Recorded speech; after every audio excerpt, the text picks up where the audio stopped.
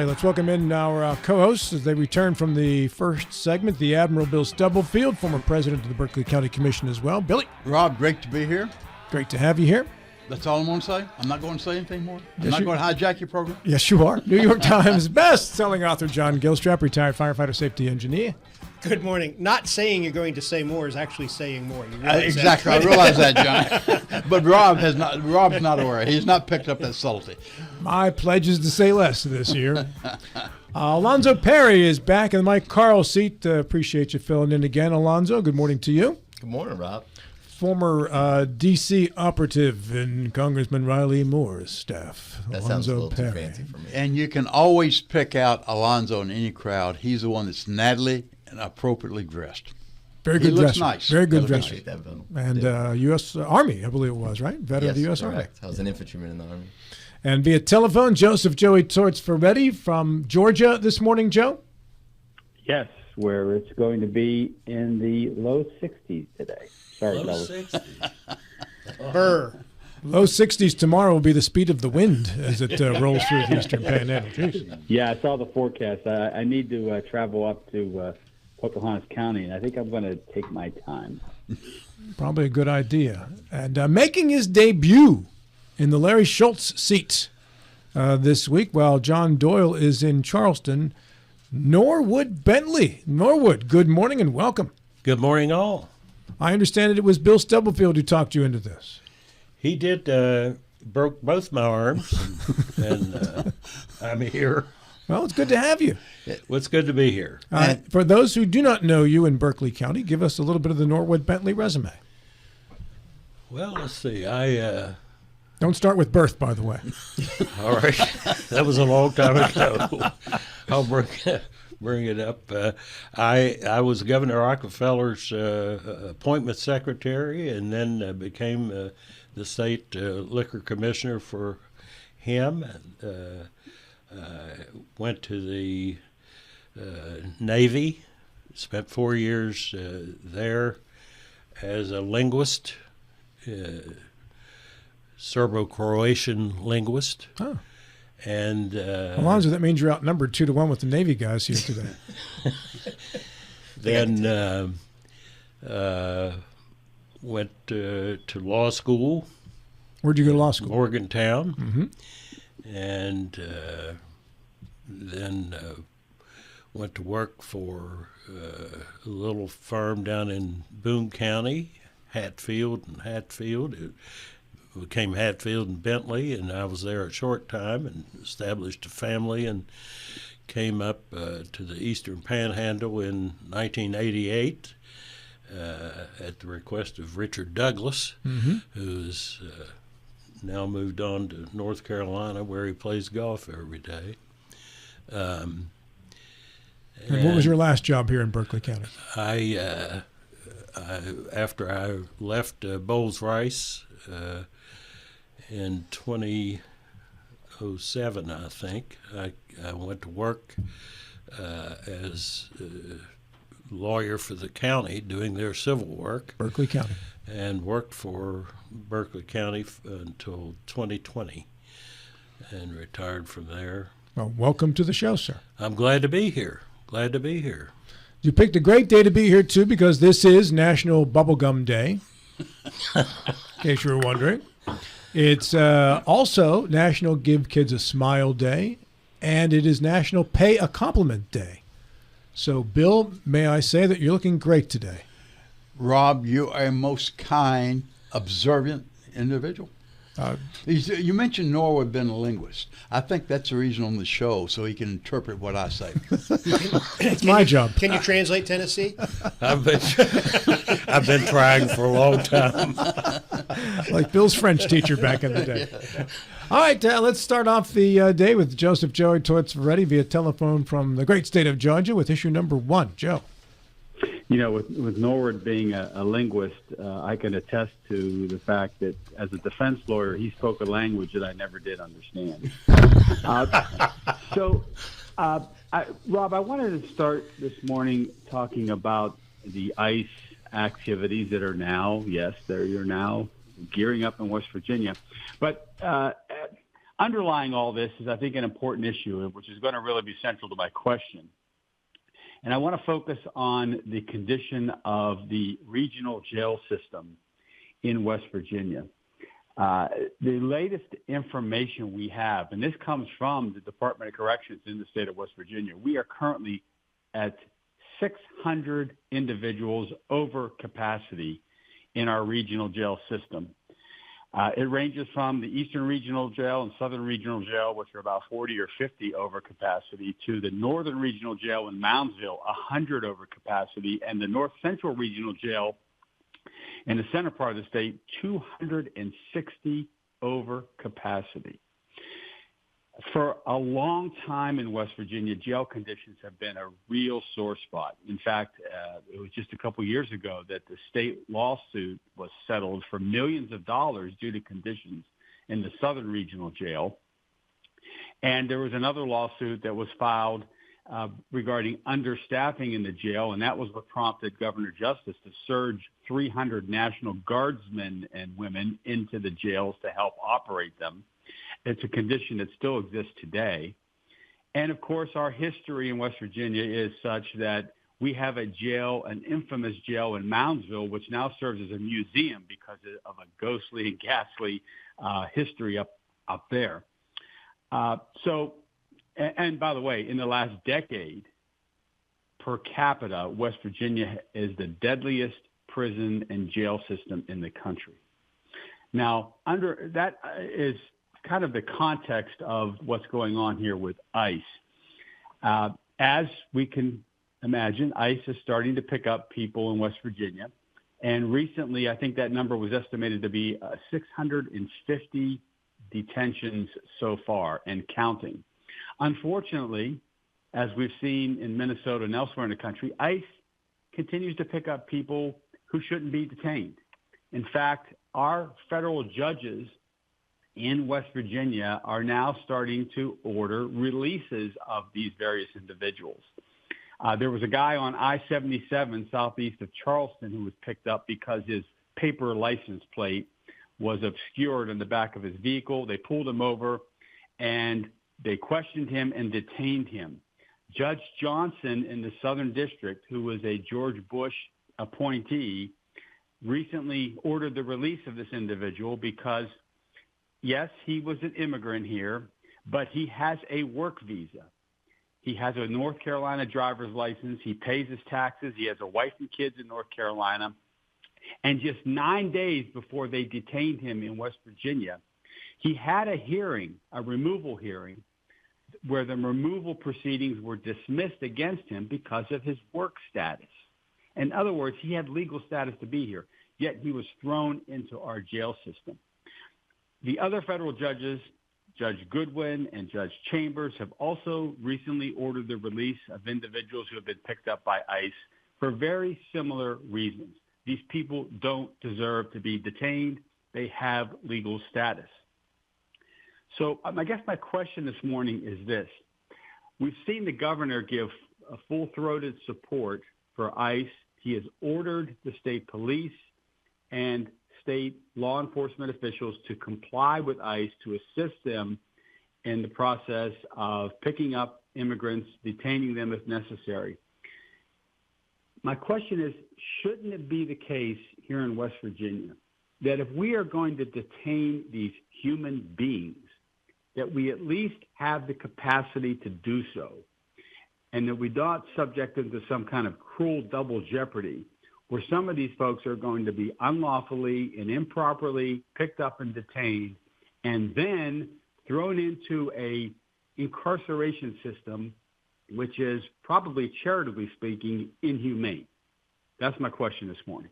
Okay. Alonzo, you get to tackle this one first. Yeah, so first I want to start with a question. Joe, you'd said that these people have legal status.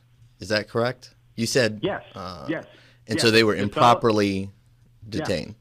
Yeah, the fellow who was picked up on I-77 had a removal hearing 9 days before he was picked up, and those proceedings were dismissed because he had legal status to be here. Okay. Now, when it comes to some of these issues as it relates to immigration. I think that we're starting from the wrong characterization. There should obviously, if someone has legal status, there shouldn't be a part of a deportation order. But a lot of the times what's happening is we're mischaracterizing, what's actually happening here. Oftentimes, these deportation orders are being followed under the Immigration and Nationality Status Act. And what that does is it doesn't give these judges the ability to just, essentially, suspend certain provisions to where these aren't being held in administrative courts. There's a lot of times where these judges are stepping out of their bounds to be able to try to add to some petition or fight some of these orders, and it's simply just I guess what I'm trying to say is, in this particular scenario, that is incorrect. What has been happening is following precedent that was established in Denmore versus Kim and some of these other cases where ICE is acting with its proper capacity to detain people under the status that Congress has delegated to them. They've given them the power to enforce immigration. And, as somebody that my mom is an immigrant, I feel like we're getting into this point where people are acting as if, there isn't a legal process here.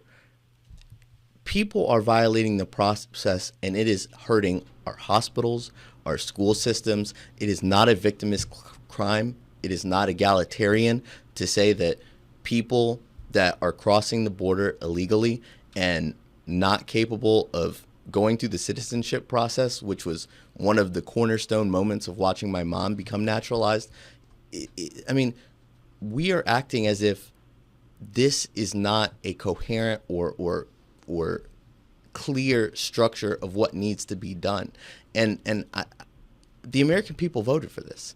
No one voted for open borders or for people to come over the country unvetted. And I think that, as long as we're doing this properly and rectifying the issues, as you had said, it sounds like this was corrected, I think that we're following a good policy. Mr. Stubblefield, I'm sure you agree with Alonzo. Alonzo is neatly attired today. He looks nice.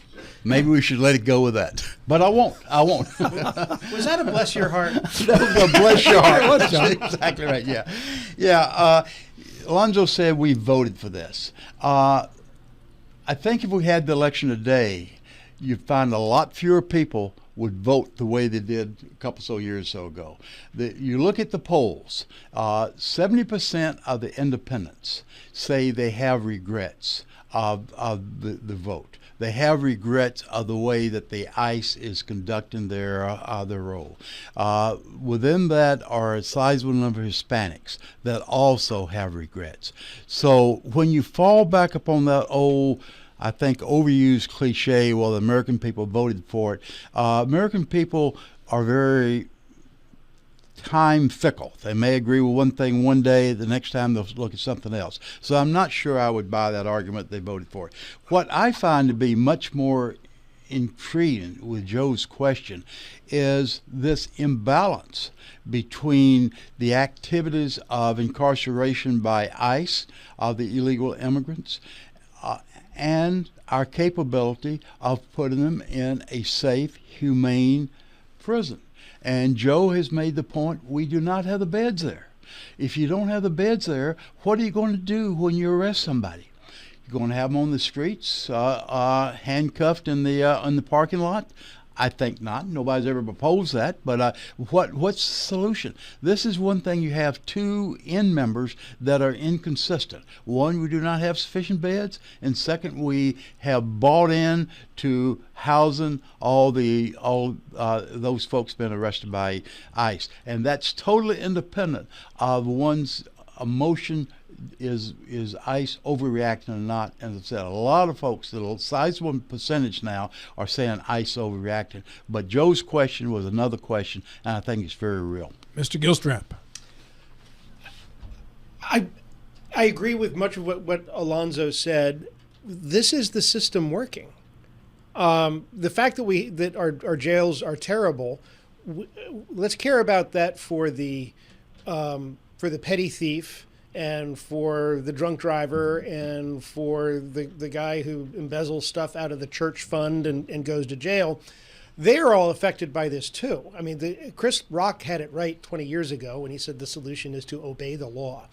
And these people are here illegally. Whether or not people regret their vote, Bill, that's how they voted. That's who is in office, and this is the law of the land.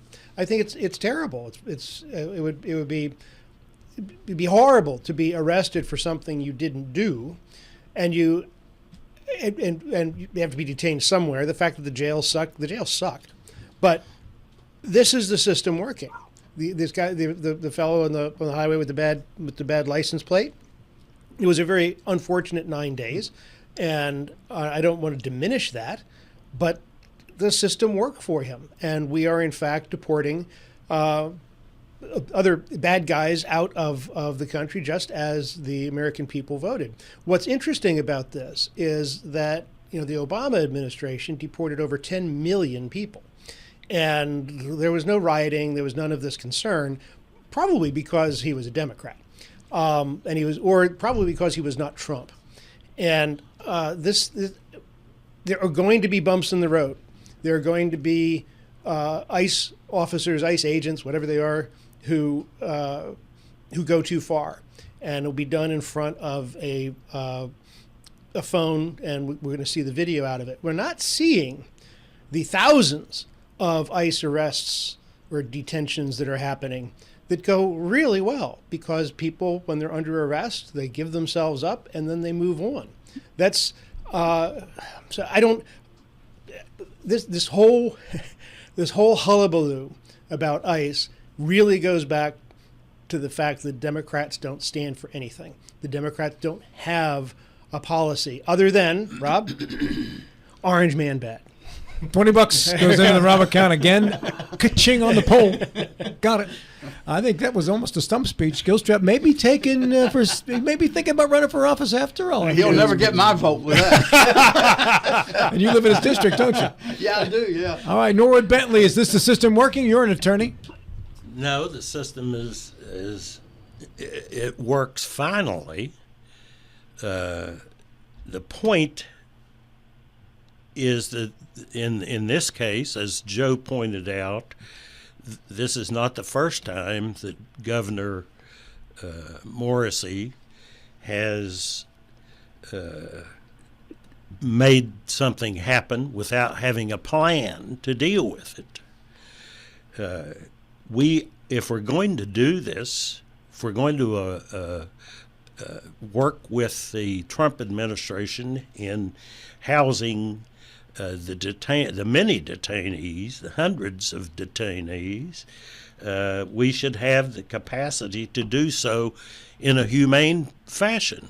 And the fact is, we don't have that, as Joe pointed out. But the fact is that we arrest these folks, and 9 days later, they get out. Thank God. Thanks for a judiciary that we have. They shouldn't have had to spend that time. The only person that says I'm sorry is Judge Goodwin or Judge Johnson or the judge that has something to do with it. They never get a I'm sorry from anyone else. And it's the two American citizens who were gunned down on the streets of Minneapolis, who did nothing wrong. They were in the wrong place at the wrong time. ICE is out of control. The policy is out of control. It needs to be dealt with. And the people, regardless of what you think, the people did not vote for this kind of runaway policy and runaway activity and brutality imposed upon us, and it hasn't affected me personally yet, but it certainly affects all of us. What's happening in Minneapolis affects everybody in this country. And we ought to all stand up and say, no, this is not America. This is not what we voted for. This, the vast. I'm trying to make Alonzo's. I know, but it's echoing through all of our microphones, Norwood. Norwood, what Bill was talking about, Norwood hitting his hand on the table, Yeah. but that was a very effective debut for your opening the argument, sir. Well, Yeah, well I done. thought I was looking at Larry. But the argument doesn't hold up, Norwood, because the vast majority, the states with the most number of deportations and apprehensions are along the southern border. So you got Texas, Arizona, and actually Florida as well. Where are those riots? Why this is a Minneapolis problem. This is an organized protest problem that's designed to create violence. The violence that's happening in Minnesota is exactly what the senior Democrats have wanted to see. This is how they make their points, is to have a body in the street. I think you don't get a lot more cynical than that. I agree. But in the states where the state governments are participating, you're seeing peace. And whether or not, in the case of West Virginia, the injustice was begun, and then justice came through the court system. It's the way it's been handled. You mentioned Biden earlier. Biden exported a lot of folks. But Obama. Sorry, but I know it's hard to tell the difference. But no, it was done in a more humane action than what it is right now. I think you mentioned Texas and some of the other states. The ICE has a different approach in Texas than what they do in Minneapolis. I think you're seeing the reflection of how ICE is going in and their approach either been somewhat light-handed or very handed-handed. Bill, if somebody came to your house, if the police came to your house to arrest you for something, and you came out peacefully. Not if, it's a when. It's a matter of time with Bill. That's true. Well, you have to get over the moat. You have to get past the security team, the dogs. And the alligators. Yeah, right. But if you finally get there, if you barricade yourself, you're going to have a SWAT team. And they're going to send it's going to continually escalate. The government will not lose when they come to arrest somebody. They can't. That's just not the way the system is built. So when you come under arrest, you say, okay, and then you let the system work. If you resist arrest, you're going to get pushed back, and it's going to harder. 20-second reply, Bill. I got to go back. There's no real problem in Minneapolis until ICE came in. Then they started having because all the illegals weren't getting arrested. No. The police was doing a decent Joe, job. back to you to wrap it up, sir. You have a minute. Well, look, the genesis of the problem here is this whole thing has been rushed. These officers are put in the field with half of the training days that a West Virginia state trooper or deputy sheriff gets. They don't know what they're doing. They're not equipped to do the job that they're being asked to do. A lot of people are being picked up that shouldn't be. And the bottom line here, central to my question is, are we not required to give them humane conditions if they're going to be detained? Because you've got people sleeping on the floor in these jails. That's why the state got sued and paid millions of dollars. And whether we like it or not, these people who are incarcerated do have rights. And unfortunately for West Virginia, we're not equipped to honor those rights. And I think the least the governor should have done is make sure that we have some capacity to handle 650 people so far who have been picked up. Joe, good start to the program. Way to get us going here. Welcome back, our Friday crew, where I've always said a second show could be what happens during the commercial breaks around here. Except commercial break would have been censored. We'd have been kicked off air. There may have been a few FCC violations that took place during that commercial break. Yeah. Let's welcome back our Friday crew. That includes Norwood Bentley making his debut in the Larry Schultz chair. Larry is on hiatus. And John Doyle, his replacement, is in Charleston. So Norwood, he saw the bat signal today, and he came to the rescue. Good morning, sir. Thank you for joining us. Thank you. Good to be here. New York Times best-selling author John Gilstrap. Good morning. Mr. Alonzo Perry. Good morning. And with issue number 2, the Admiral Bill Stubblefield. I'll never be able to match Joe's how he gets folks energized, but I'm going to Should try. we just shut the show down now? Shut the show right next. Ended at 9 o'clock. Yeah. Dan Bongino, shortly after he stepped down as deputy FBI director, on one of his podcasts said Republicans should take over the elections. Well, the president echoed that on his conservative podcast, said Republican state officials should take over and nationalize elections in 15 states to protect the party from being out of office. Well, some on his staff, his press secretary, who is always echoes what he says, but in this case tried to defend him, tried to back off on what he said, but the president was not about to have any part of it. He said there's a lot of fraud and irregularities that have taken place in American elections, that a proper election is what should be done. And the only way to do that is to nationalize voting in certain states, in certain 15 states, which are all blue states. Some of his folks in his own party have challenged this on constitutional grounds. The Constitution gives each state the responsibility of governing its elections and not the federal government. Congress cannot simply abolish state elections, administration, and it can only regulate the times, places, and manners of election. It can certainly not take over and nationalize elections. My question to my esteemed audience, is this another way that Trump deflects from issues that he does not like to address, such as Epstein file? Or is this something he really believes in? And if he does, is it constitutional? All right, Norwood, you had a lot of momentum going during the commercial break. Let's see what you got. Did you spend it all, or you still got something left in the tank? Fizzled out. Well, I think that I've learned over the past 10 years that we ought to pay attention to what Mr. Trump says. Usually when he's flapping his jaws, he's not telling the truth.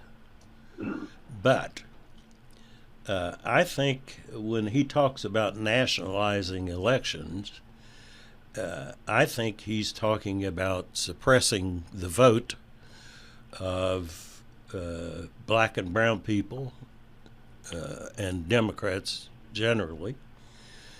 I think that his intention is to do everything in his power to suppress that vote in 2026 and 2028. And if he can get control of voter data, either by taking it, as he did in Fulton County, Georgia, this past week, or get it through voluntary means by calling up the Secretary of State of a friendly state like West Virginia and saying, send it to me, and getting it without any difficulty, then I think he's in a good spot. I think it's going to hurt us, and I think it's unconstitutional. I don't think, as Bill pointed out, there's anything in the Constitution which permits the federal government to run and control elections. Those are left by Constitution, reserved unto the states and the local governments. And but I don't think the fact that that's written into the Constitution slows Trump down one bit. But I think that's what he intends to do unless he is stopped. And I have heard nothing from our delegation in Congress or many others in Congress to say, halt, let's think about this.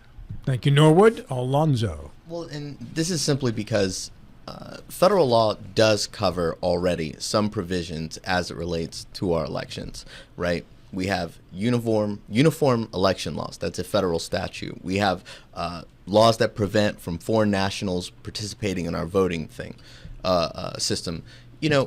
This goes into the idea that, we are the pioneers of the democratic process. And somehow we lag behind even some other countries all over the world. And I was, thinking about, as we talk about elections, just to show a surety as to how other countries secure their elections, India and Brazil tie their voter ID to biometric databases. Germany and Canada use paper ballots. Denmark and Sweden limit mail-in voting. Meanwhile, we basically allow people to vote at the self-attestation that they are a citizen.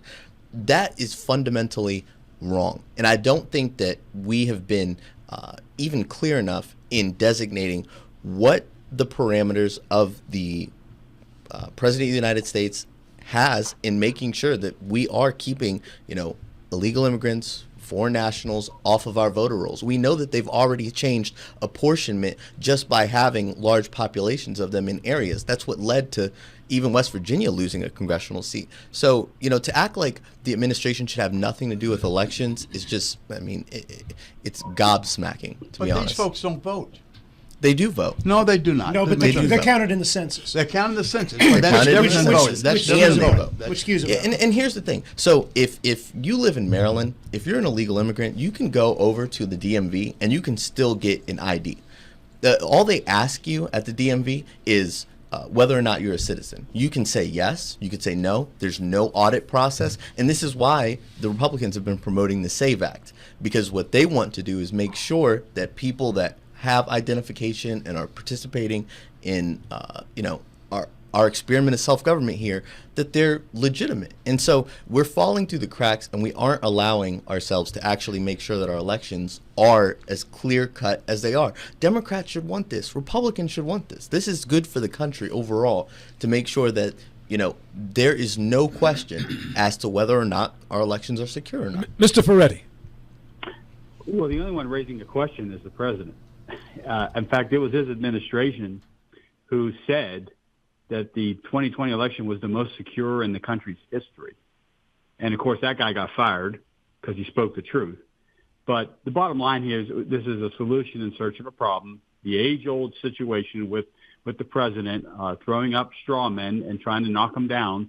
And, of course, he has his toadies in Congress who are willing to go along with it. That's the way I see it.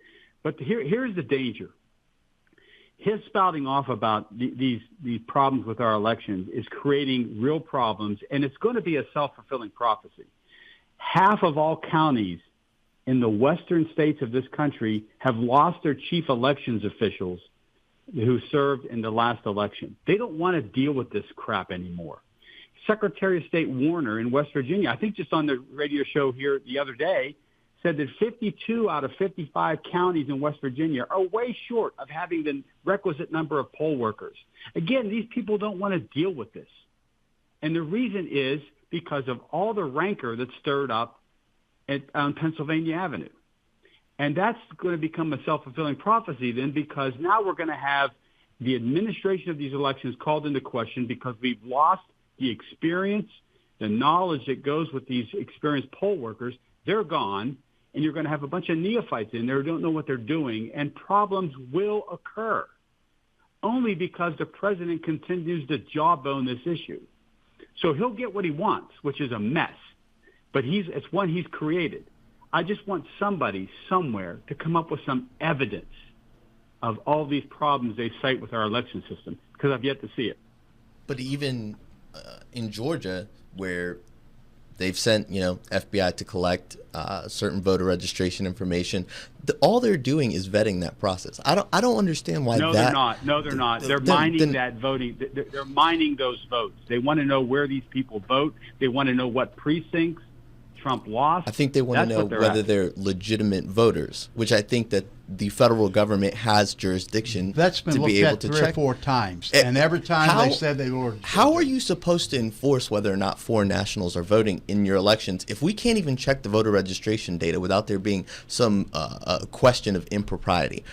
this is an independent investigation. This is something that people are capable of just going through the voter registration data and seeing whether or not they're permissible. That's in federal statute. Independent? You just Independent? Well, this is independent because I mean This you is have independent. you have the administration's executive agencies going through this thing. I mean, these people aren't partisans. They're people that work for the FBI. They're people that work for FBI, Cash Patel, and the DNI. Is Cash Patel There- sorting through the documents? Those himself? people I are think it's delightful. independent. I think it's delightful that everybody had full faith in the FBI when they were coming at Trump. The FBI doesn't lie. They're the most professional people on the planet. You know, how dare you impugn their motives? But now the Justify FBI, and now the FBI is a polluted organization that's completely political. Man, it's whose ox is being gored is the So issue I here. hear you by a roundabout way of saying that the FBI is not trustworthy enough to handle this investigation in Atlanta then, John. Oh, I think the FBI is the swamp. I think the FBI has been politicized for years. I mean, that's a I don't have the expertise to testify to this, but I have talked to a lot of people who do have that our intelligence agencies, the CIA, the NSA, the FBI, it has started to be politicized. It was 20, 25 years ago when it started to take a sort of an America's the bad guy bent. But that's something I can't testify. I don't have the expertise to testify, but I have absolute confidence that that's the problem. And you have That a is an minute. issue. You have a minute, by the way, to finish your side of the story before I go back to Bill. I think nationalized elections is it's an incendiary phrase. It doesn't mean anything, but it sounds scary, so it gets on the agenda. I think Trump is a bloviator. He says he has no filter, and he says whatever's on his mind when it's on his mind. As a practical matter, I don't. If it means that the federal government is going to somehow run state elections, that's just not feasible. So I don't know what nationalized elections even means. Mr. Stubblefield, back to you to close up the shop. Yeah, that scares me as well, John. Nobody knows what it means. But going back to Alonzo, independence, that's in the eyes of the beholder. Yeah. All right, for issue number 3, Mr. Gilstrap, you are on the clock. I've sort of been waffling on which one of these I want to go, but I'll stay political. The Abigail Spanberger just severed Virginia's ties with ICE, and now the state police are no longer going to cooperate with federal ICE operations. At the same time that the legislature is going through draconian changes on gun laws, outlawing the so-called assault rifle, America's sporting rifle, the most popular gun in America, and then the confiscation of magazines with a capacity of over 10 rounds. That means people who own these magazines will become criminals for having them. So it's a mandatory turn-in program. That's what's being proposed. At the same time that Governor Morrissey has announced our full-throated support of ICE, and now we're talking about allowing 18 to 20-year-olds in West Virginia to carry concealed weapons without a permit. So I guess my question is, it's sort of facetious, but not really. When you have, and then you got Maryland, which of course is draconian in certainly in their gun laws. Are we creating an island where, like, what I would call freedom-loving people are going to flood to West Virginia, and then we can send all of our miscreants and illegals over to Virginia, and they can live and work freely? Is this kind of a solution to our problem? Is going to happen naturally? Bill, you had the loudest chuckle. Why don't you go first? Yeah, I see this is the core of a new book, John. You can do great. Yeah, this reflects our political spectrum. Virginia was moving under the previous governor, or was moving to the right. The voters at the last election said we've moved far enough, so we're going to come back the other way. So you're seeing this vacillation. Will the freedom-loving people flee Virginia to come to West Virginia? And will those, as you described, the illegal immigrants start flooding Virginia? I doubt if we see anything like that. And you were saying that quite facetiously. I realize that. Unless you're in a heavily colored state, i.e. deep red, such as West Virginia, or deep blue, such as probably Massachusetts, you're going to see these vacillations back and forth. And we've seen that throughout our history. I see nothing wrong with this. I think that's the way politics works, and it works quite effectively. Norwood.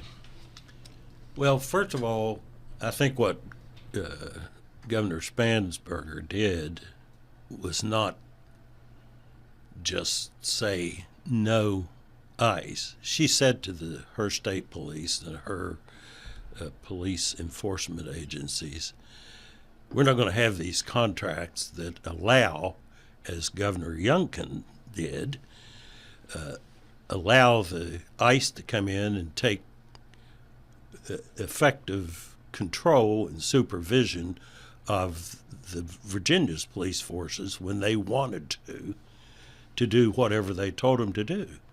She said, we're not going to work it that way. It's not a good way for our police forces to work.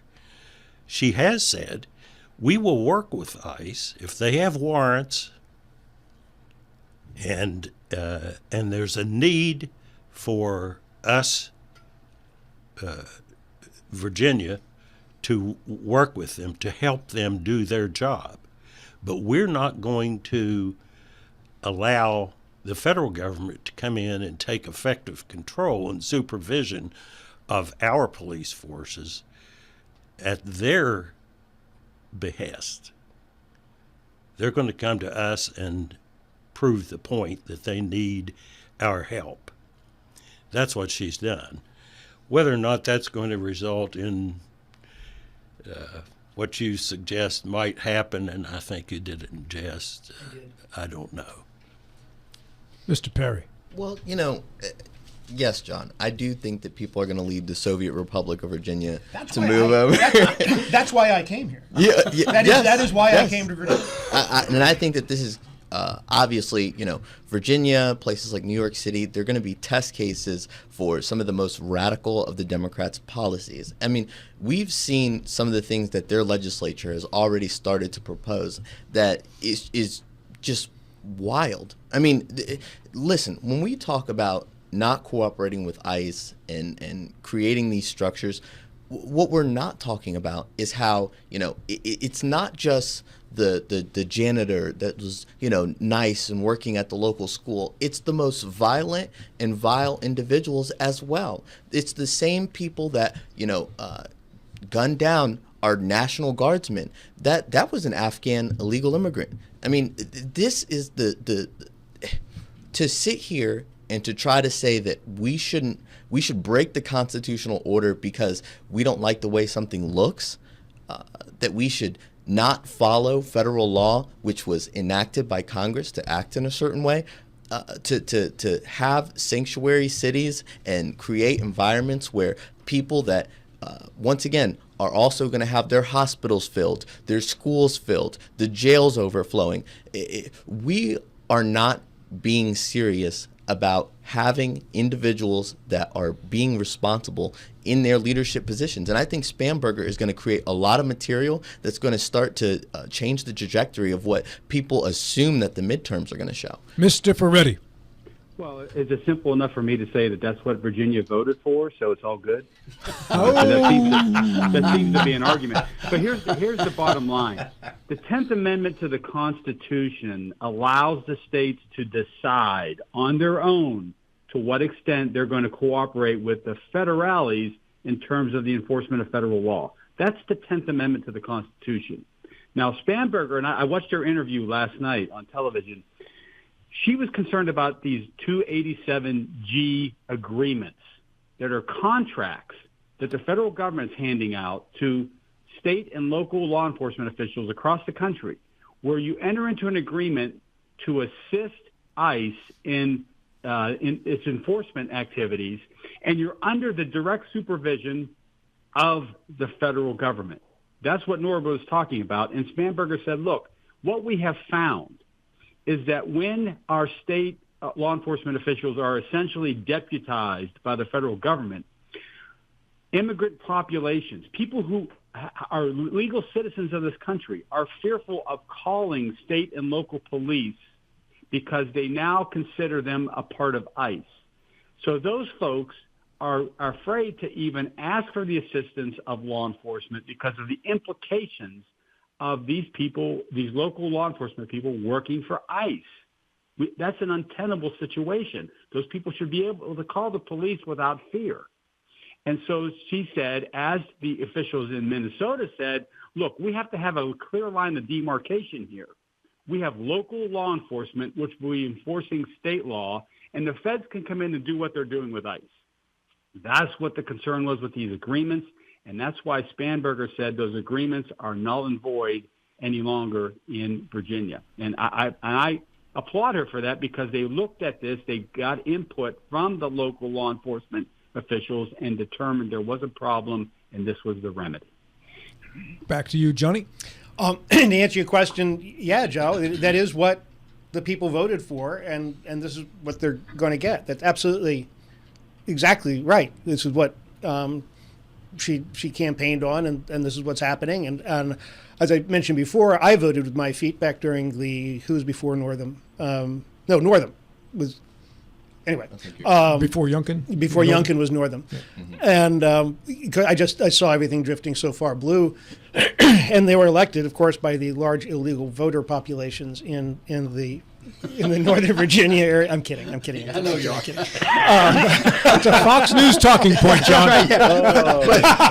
Johnny. So no, but I think it's really interesting to see that the Virginia elections, it's like when you take the counties and you look at the election results and you see the red versus blue, who's geographically, Virginia is still wildly Republican. But in terms of the population centers, obviously it's going to toward the left. So I just think when all of those rural areas where people aren't necessarily tied to their land, as regulations such as gun regulations start to get too draconian, it's just not that far a walk to go across the border into West Virginia. And I'm like I said, I'm the poster child for this. And we have the jobs. John, but we have West Virginians moving to Virginia too, and we call them teachers. A different topic, Joe. Don't you end with a shot on my segment. It's my time to go to the break on a shot. Orange man bad. $40. All right, Norwood, you're on the clock. You and Mr. Perry, when we come back after the break. Good morning, Rob. Always fun on Friday, especially. Via telephone. Sorry, I kept interrupting you. Via telephone, Joseph Joey Torts Ferretti. Joe. Good morning. Good morning. New York Times best-selling author John Gilstrap. Good morning. When is the book launch, by the way? That's August. It is February 24th at Four Seasons Books in Shepherdstown, 6 p.m. Y'all come. Now, I've actually convinced you to actually launch books that day, correct? That's right. That's right. We're setting them on fire and launching them. We're book burning, baby. And it'll be the biggest bombardment since the Civil War. It'll be beautiful. Scorched Earth. It's the name of the book, Hey, go big or go home. That's right. Alonzo Perry is here as well in the Mike Carl seat. Good morning. Morning, Malonzo. And with issue number 4, making his debut on the program, Mr. Norwood Bentley. Good morning. Good morning, sir. Good morning. The floor is yours, Senator. Thank you. Governor Morrissey has taken sides in the primary election campaign for state senate in the northern Panhandles district, Senate District number 1. He's come out for strongly for right-wing candidate Laura Chapman, and has framed the contest as Chapman versus Fluharty, the left-wing Democrat in the race, completely ignoring the conservative businessman, engineer Joe Eddy. Eddy is popular and highly respected. Chapman is an anti-vaxxer and generally in line with Morrissey's right-wing agenda. Does the governor serve himself or his party, more importantly, well by insinuating himself in the middle of a primary election? What consequences if Chapman loses the primary and Joe Eddy wins? Long-term and short-term consequences. Joe, let's start on the phone with you, sir. Well, Norwood, I found that fascinating that the governor would come out and ignore the fact that there is a Republican primary. And this Mr. Eddy is a man of some means and some political chops to win that seat in the primary. And I think that's what prompted Greg Thomas, who is the conservative lobbyist who is ever present down at the legislature, to come out and say, "Hey, wait a minute, Eddy is our man for this job," and he went after Chapman, and interestingly said that her anti-vax views are contrary to the interest of the state of West Virginia and the clear majority of the legislature itself. So to me, it's a very interesting dynamic here and something to be expected on the Republican side because pretty much the game is on the Republican side. I think Mr. Fluharty has a chance up there, given the makeup of that legislative district. But overall, the primary battle is going to be the one that I think that's perhaps even most interesting for those of us who follow these kinds of things in West Virginia. So, yeah, I think the governor made a mistake there and ignoring the fact that there's a hotly contested primary. And it appears like the factions are setting up for a real battle here. It'll be interesting to see how it turns out. Mr. Perry. Well, I don't think that the governor made a mistake. I think that this is him defending his interests and equities. I mean, the Senate has been very kind to Governor Morrisey, and I think that, in retaining, I guess, his, candidates that he works well with, which, Chapman led the vaccine initiative that the governor himself asked for in, his State address in 2024. And so, I don't think that he's making a mistake. I think it does show a little bit of the institutional fault lines that are taking place and shaping up in a lot of these elections. I think that there's similar elections that are playing out throughout the state, whether it be in District 15, just like District 1 has a candidate that might be more, in line with Morrisey, and another candidate that might be more in line with like a Chamber of Commerce style of governance. And I think that if you look at the actual shape up of a lot of these elections, even in the House of Delegates, I think that you're going to see that theme start to crystallize here. Mr. Stubblefield. Yeah, I question the wisdom of the governor on this as well for a couple of reasons. One, we've been using as a barometer the popularity and the influence of Trump in some of these. And we saw at one time, if Trump entered in a race, you could guarantee that's the result of the race. We're not seeing that as much anymore. There's some pushback, not only elected officials, but more important, the voters. They are not taking his suggestion as gospel.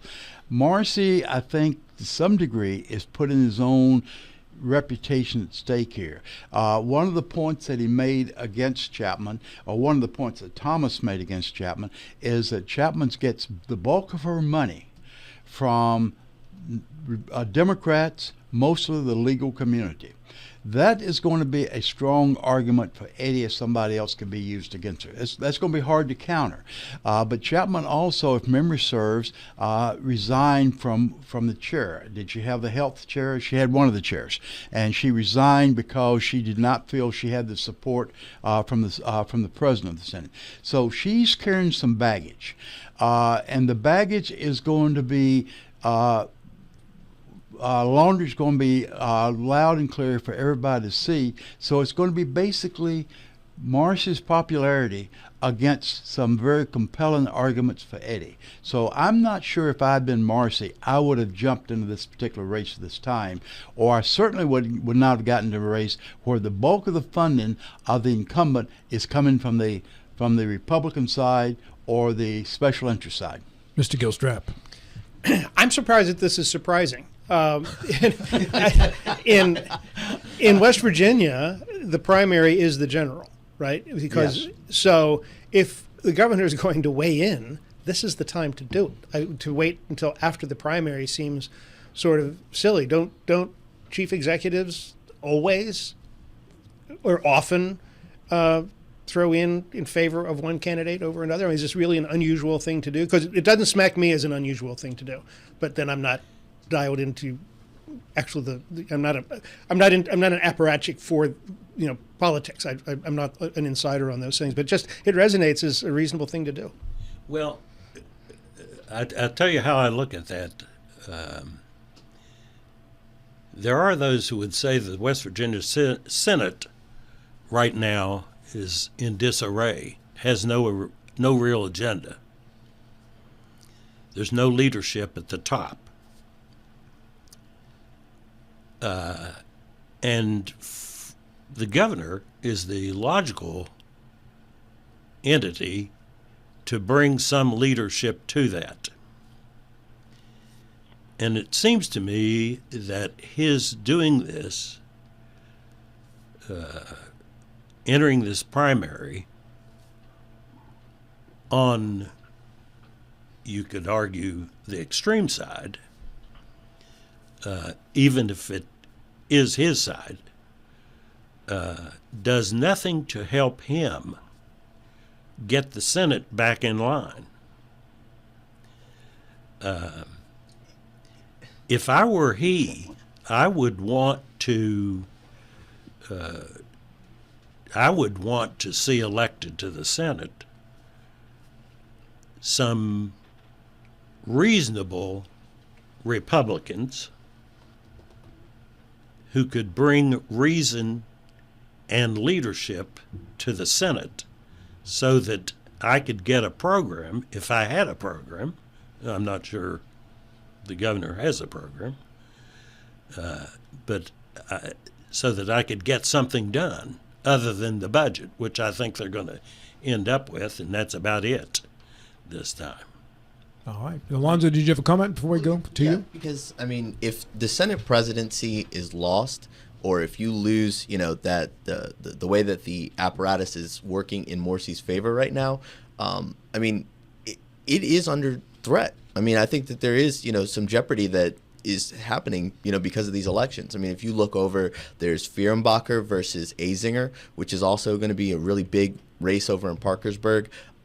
If you're looking at the Ken Reed and Darren Thorne, I mean, if you have the races shift in a certain way, you could see very well Randy Smith no longer becoming Senate president and seeing maybe, a Takubo or even a who was the old finance chair, Eric Tarr, as the new, Senate president or whoever chooses to run. Tarr's been laying low for the last year, man. And I think that Tarr's been a part of the group of guys that used to retain a lot of power, but now is kind of, on the back burner and in the opposition. I think that, you have people like Ryan Weld that are also in that situation. So, the Senate right now is a certain genetic makeup, but if leadership is to change because of these elections, I think Morsi is in trouble in terms of trying to get his agenda through the legislature. And on that note, to issue number 5 with Alonzo Perry.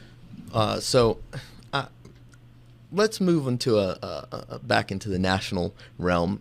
Trump and his HHS are soon to release Trump RX, which has used his foreign policy realism and his market-centric deal-making skills to lower drug costs for American families.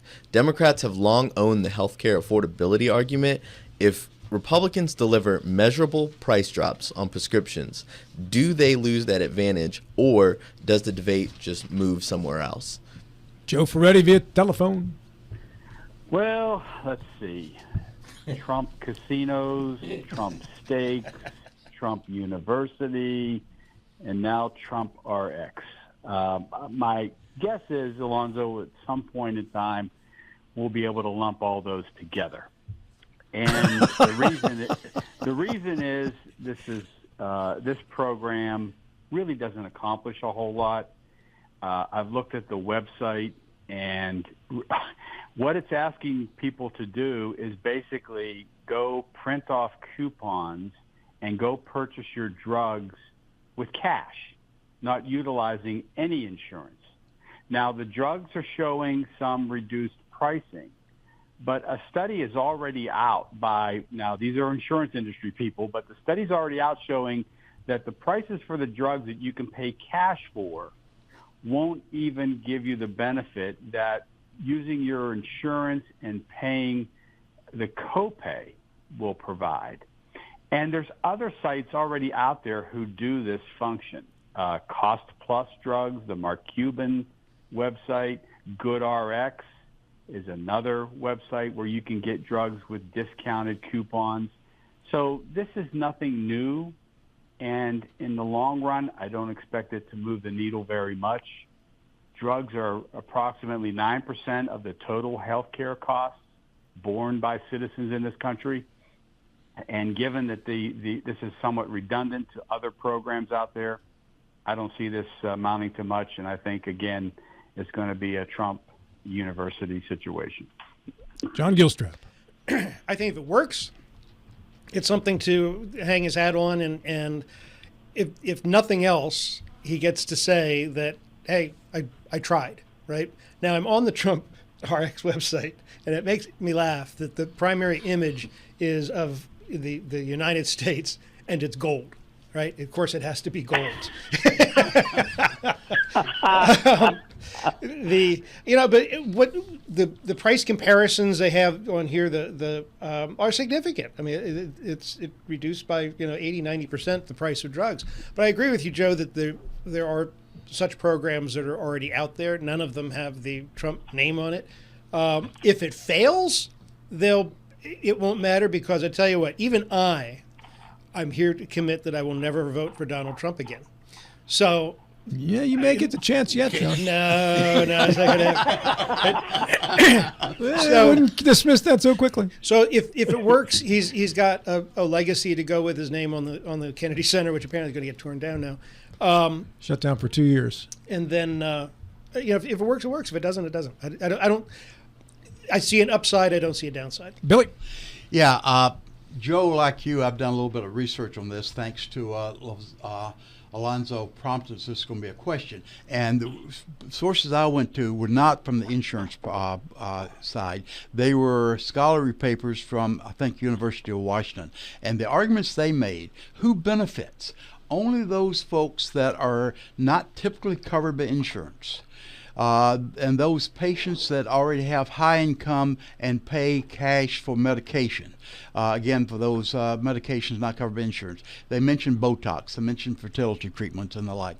The vast majority of Americans will not benefit from this. It's a seductive argument, lower prices for brand name medication. But they gave an argument of type 2 diabetes with a drug that's common among type 2 diabetes, Januvia. $35 a month through the insurance, whereas RX is charging $100 a month for discounted. If you use the insurance or the RX for it, they say that the clear winners of this are the health insurers, the medical Part D plans, and they will because they will then be forced to amend their drug benefits to allow cash purchases, something they're restricted to do right now. So they feel there is a beneficiary, but it's not the beneficiaries that the Trump RX is promoting, which pertains to a very narrow group of people. It's mostly the pharmaceuticals and the third-party insurance companies. Mr. Bentley. Well, I could agree with almost everybody in here except Alonzo. He hadn't taken a stance yet. He just posed the question. That's enough right there to disagree with. That's enough right there. This is another example of repeal and replace. Which is going nowhere. It amounts to nothing. It's, as Joe Ferretti so eloquently put it, it's going to be another university down the drain. another foundation down the drain, another failure on the part of Trump. It's an idea that's going nowhere. It will amount to nothing. It will bring no relief to anyone in the country. It's just an idea that's going up, and the balloon will burst, and that will be it. Let me defend Alonzo very quickly. It will benefit certain folks, but it will not benefit the folks that are normally being promoted. Anyone who needs it. You know, I really brought up this topic today because I have I guess a theory that if Trump were to walk on water, you guys would be like, psh, he can't swim, you know? And I think that this is one of those things where, you know, we are 4% of the world's population. 13% of all pharmaceutical purchases come from America. 75% of the profits come from the USA. Mm-hmm. For all of these different pharmaceutical manufacturers. So why are we subsidizing medications for the entire globe? This is a level setting. Obviously, the program's in its infancy, but it has some really good provisions. I think that, you know, by skipping some of these pharmacy benefit managers, that yes, we can lower drug costs, and he's negotiated with companies via the use of tariffs. I mean, this is once again Trump actually saying what he was going to do, executing on it, and hopefully, you know, we'll see the benefits of it start to materialize. I'm going to back you up on this, Alonzo, because I'm not in the cult, right? I'm not a Trumper. Sure. I'm a registered Republican, been one for 40 years, and he's not my guy, and never will be. I agree with John Gilstrap. I will not be voting for Donald Trump again. When he runs again for a third time, I still won't be voting for him, right? But I think he's making an effort, and if nothing else, regardless of who benefits or doesn't benefit from this, at least someone's talking about this. They're bringing up that we're getting killed here in the United States on prescription drug prices. And if Obama did this, Democrats would be thinking that he was the greatest president ever for bringing down drug prices. Now, this isn't going to bring down drug prices except in a couple instances. Pfizer, sure, which has gained most favored nation status with the Trump administration for drug prices, last year increased drug prices on 250 different drugs. This year they're doing it on 350 different drugs. Mm-hmm. But the ones that are in Trump RX to keep on his good side, they're going to reduce prices on. And the price increases overall, 4% last year, 4% this year. I know this because my wife is in the drug business, right? Yeah. If you need something, by the way, she's on the corner. But you know what I don't let me know. But I agree with your point. I think we need to be careful not to criticize this idea just because it came from Trump. Correct. I'm on some medications, exactly the medications you think somebody my age would be on. I don't pay anything. Mm-hmm. I go to Walmart and they're on Medicare. I'm on Medicare. So it's the disparity of ridiculously expensive and then free. I mean, it just, I don't understand how the system works. Yeah, Rob, picking up on your point, we criticizing it because it comes from Trump. Mm-hmm. That's probably the case for a lot of folks. The article that I quoted dissected this Trump RX plan and was very clear in pointing out there were some beneficiaries. Mm-hmm. There were some that were not benefit from it. Their argument, their conclusion was the number of folks that would benefit were fairly narrow, and it was the high income folks and the industry itself more so than the common individual doing it. Alonzo, you get the last word, not Bill. It's your thing. You know, I don't really have much to add. I think that, you know, this obviously is a case where Trump is doing his best to, you know, administer programs that the American people are asking for. They want lower drug costs, and he delivered. Yeah. Does he know how to swim? I think so. I don't know. I've never seen him in a bathing suit. Probably don't want to. When you walk on water, it's hard to take that dive. You don't need to know how to swim. You can't penetrate the surface. All right, final thoughts coming up after we do this. Final thoughts on the phone. Joe Ferretti, 8 seconds. Go. Trump promised the companies faster FDA testing to get lower drug prices. Things that make you go, Norwood Bentley, 8 seconds. Go. We need leaders who read history. Mr. Stubblefield. Norwood had a lot of energy off air. Alonzo. I'm throwing a Super Bowl party at AJ's Diner. Come join us with the Berkeley County Republican Club. Oh, you buying? Not drinks. Mr. but- Gilstrap. The Super Bowl is designed as an excuse just to distract us from the Epstein files. Finally, he says something correct. Dave Ramsey Show is next. Have a great weekend. This is Talk Radio, WNR Martinsburg and TV at 10. We'll talk again in 70 short hours. It's 5 o'clock somewhere.